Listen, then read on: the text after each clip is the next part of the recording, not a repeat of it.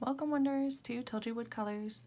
Today I am working on a portrait out of Hannah Lynn's Fierce and Fantasy Faces line art and grayscale book.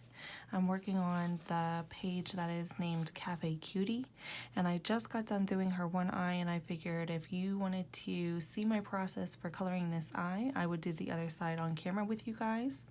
I have my Ohuhu alcohol markers here. This is out of the 216 count set, but if you don't have these exact colors, you could always use something that is similar. This is my take on how to color a hazel eye. It's what I did. This is the first one that I did, and I figured it turned out pretty decent, so I would do the second one with you. The colors that I have out of the Ohuhu markers is the GG3 for your gray. I have a BR2 for your brown color, a YR2 for your marigold yellow color, and then for the greens I have a GY43, I have a G440, and I have a G120.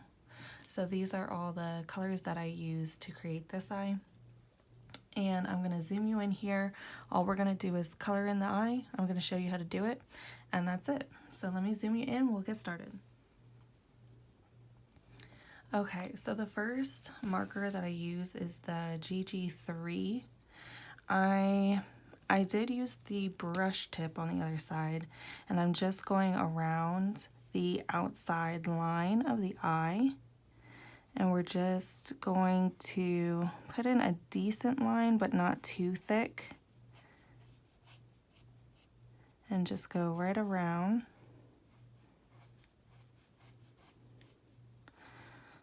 All right. And then right away after that, I did go in with my GY43. And I did not go all the way up against the edge. I kept it to the inside line of the gray that we just put down, and it's going to spread towards the edge. And then right after that, I grabbed the 440 to blend it into the inside of the eye,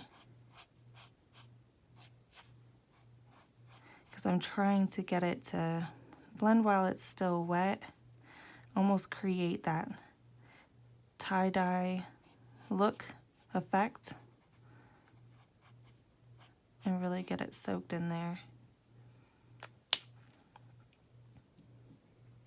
And then I got the G120 to finish off the inside.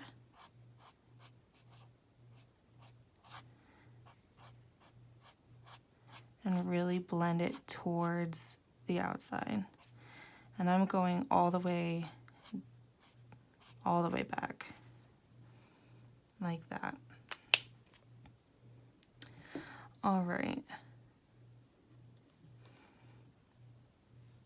So that's what I did to get the main colors in there. I think maybe what I'll do,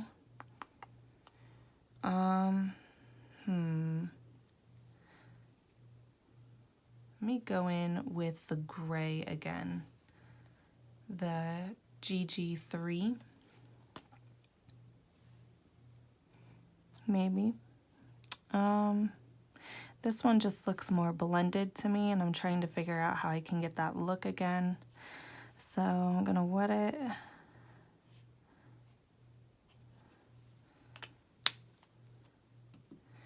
And maybe I'll bring in the G440 instead of getting it too dark, but I'm just gonna try to blend this area more.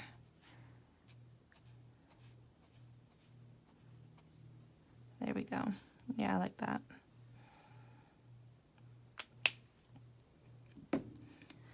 Okay, I'm gonna do my G120 again too, just because this side isn't the way that I want it.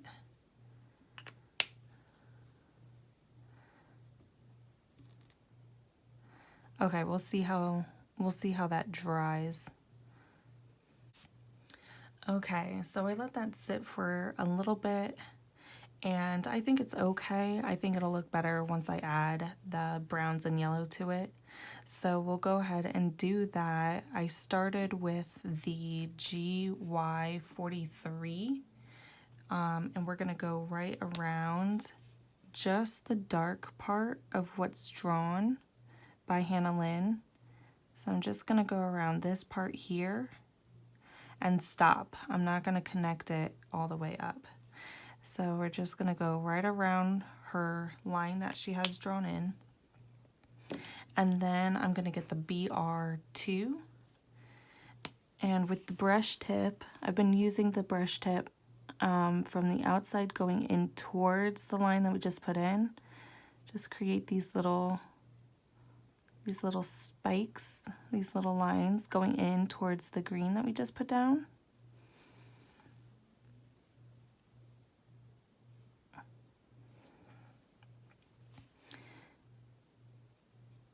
All right, and go over the green as well,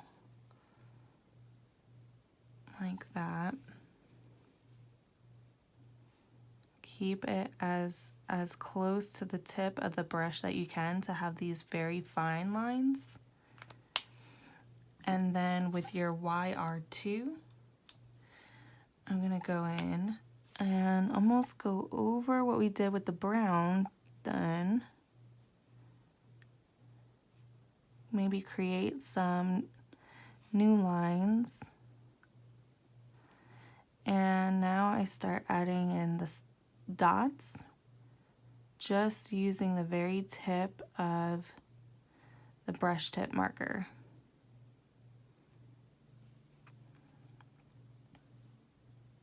You can add as many as you want.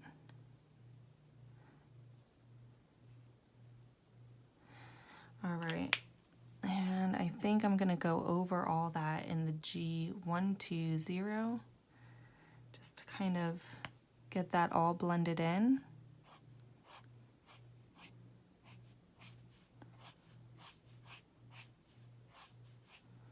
So just going over everything.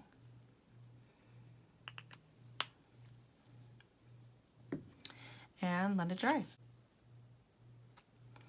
Okay, so on this one, I do think compared to this one, it did get a little bit darker than what I wanted it to end up being.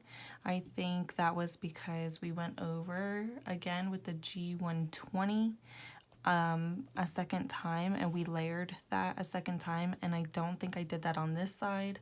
So whichever one you like more, that's what you can go with. You can always deepen and darker your colors by layering on top over and over again.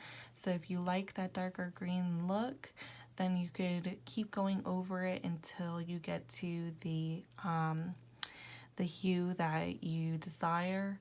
For this one, I think I do like this lighter style and the blend more on this eye here. I think what I did was I did all the elements for this eye while everything was still wet, and because we let this one dry in between, I had to go over it again to blend it all together. But at the end of the day, if we take a step back and we look at the full picture, and you blur your eyes a little bit, they look pretty good. So that's just my take on the Hazel eye. It was my first attempt doing it. I really did enjoy how this one came out, so I wanted to hop on camera and show you guys a second time, but it didn't turn out like the first one, but that's okay. It still looks okay. So there you have it. Keep your colors wet as you're doing the entire process, and you'll get this look if you keep it wet throughout your whole time coloring in your eye. And on this one, I think I went in too heavy-handed with the gray going around the outside. I think I made my line just a little bit too thick from what I did over here, but like I said, it looks pretty decent, and you just have to squint and they look fine. So there you have it. Hope you guys all have a great and wonderful day. Bye.